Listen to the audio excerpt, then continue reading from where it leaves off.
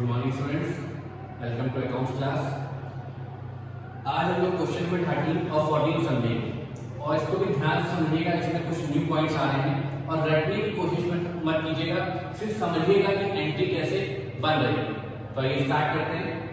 सबसे पहला दे रखा है आपका, इसमें बुक्स ऑफ नेम नहीं दे रखा, किसकी बुक में जनरल एंट्री है तो हम जनरल या बुक्स ऑफ डायरेक्ट लिख देंगे। अब पहला केस है आपका, provide depreciation on furniture and machinery.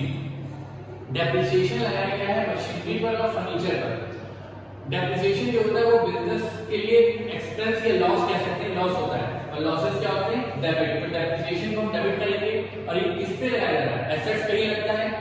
तो एसेट्स का नाम क्या है, फर्नीचर और मशीनरी। तो हमने टू फर्नीचर टू मशीनरी लिख दिया। फर्नीचर पे लगाया गया 500 रुपए का, मशीनरी पे लगाया गया 2000 रुपए का। टोटल डेप्रिसिएशन का अमाउंट आ गया 2500 रुपीस। नरेशन आप लोग खुद लिख लीजिएगा, कोई डाउट हो तो पूछ लीजिएगा। नेक्स्ट है आपका, receive cash ₹1000 for bad debts return of last year. इस लाइन में मतलब ध्यान समझिए, आपको पैसा मिला है, डूबा हुआ पैसा मिला है, जो पिछले साल डूब गया था वो इस साल आपको मिल गया। तो डूबा हुआ पैसा जब मिलता है तो आपके लिए पैसा तो आ रहा है कैश ऑन डेबिट और ये आपके लिए फायदा है। फायदा है तो क्रेडिट होगा और इसका नाम क्या लिखेंगे, to bad debts recovered account. ध्यान रखिएगा, रिकवर्ड जरूर वर्ड लगेगा तभी एंट्री सही मानी जाएगी, अदरवाइज सही नहीं मानी जाएगी। 1000 रुपीस से आपका रिकवर हो गया।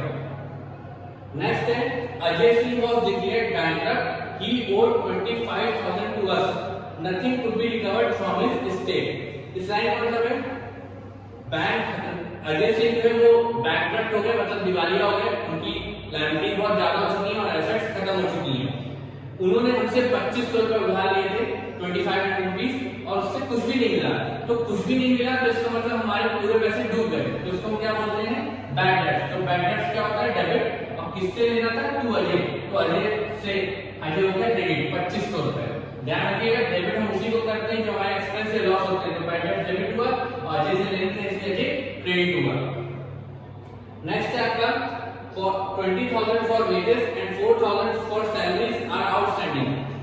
आउटस्टैंडिंग का मतलब मैंने आपको पहले बताया था बेसिक कॉन्सेप्ट में। आउटस्टैंडिंग का मतलब होता है देना बाकी है। यदि एक्सपेंस है तो देना बाकी है, यदि इनकम है तो मिलना बाकी है।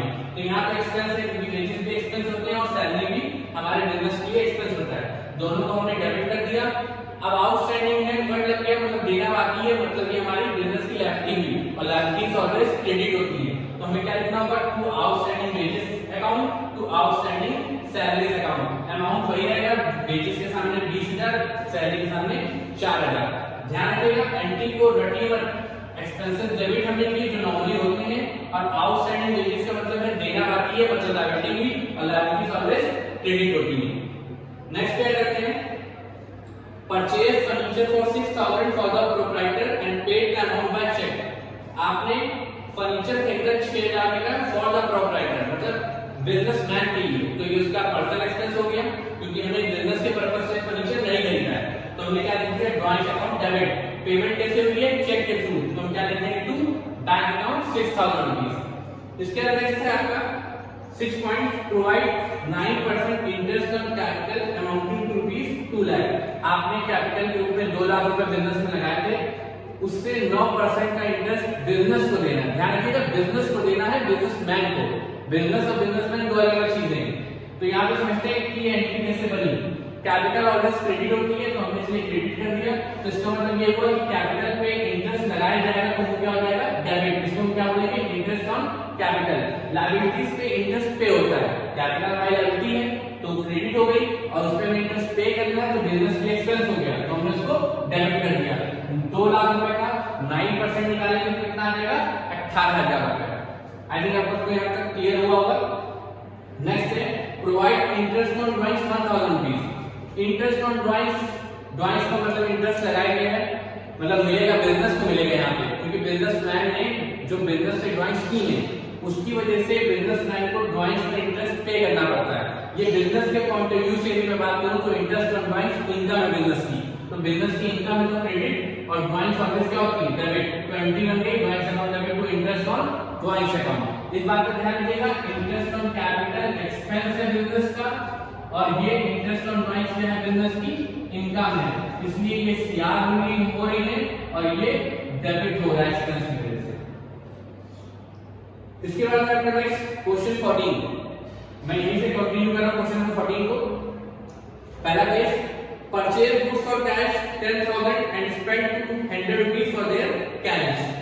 आपने गुड्स खरीदा बिजनेस के लिए और उस पर कुछ कैरिज के रुपए एक्सपेंस किए हैं। कैरिज आपका ऑलरेडी एक एक्सपेंस है, तो पहले हमने लिया purchase account debit, carriage expenses ने कैरिज अकाउंट डेबिट और कैश के दोनों पेमेंट हो रही टू कैश अकाउंट। 10,000 का गुड्स था, 200 रुपए का कैश था, टोटल कितना हो गया पे 10,200 रुपीस। आपको इस बात का ध्यान रखना है, जब भी हम अपने बिजनेस में गुड्स खरीदते हैं और यदि कोई एक्सपेंस पे करते हैं तो उस एक्सपेंस को भी हमें शो करना पड़ता है एंट्री में। नेक्स्ट है आपका purchase furniture purchase machinery for cash 50,000 and spend 500 for its carriage.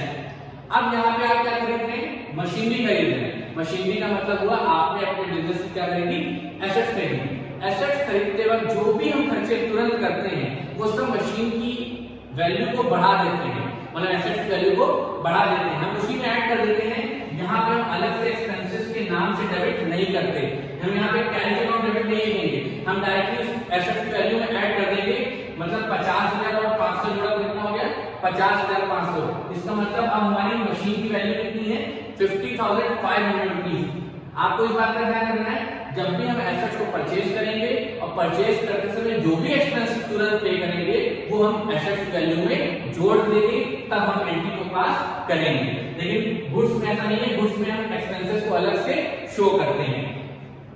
Next है paid 20,000 for cement, 10,000 for timber and 5,000 rupees as wages for the construction of building. आपने बिल्डिंग बनाने में सीमेंट, टिम्बर और wages लगाए, तो ये सब बिल्डिंग बनाने के पर्पस से हो रहा है, मतलब एसेट्स की वैल्यू इंक्रीज कर रही है। कौन सी एसेट?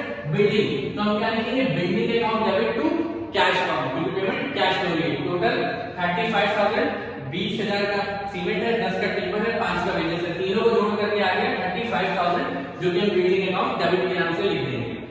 नेक्स्ट है आपका purchase and old machinery for 20,000 and spend 2,500 on it's immediate repairs. आपने ओल्ड मशीन खरीदी, वो भी कितने की? 20,000 की, और उसमें तुरंत खर्चे किए 2,500 रुपए रिपेयर्स के नाम पे।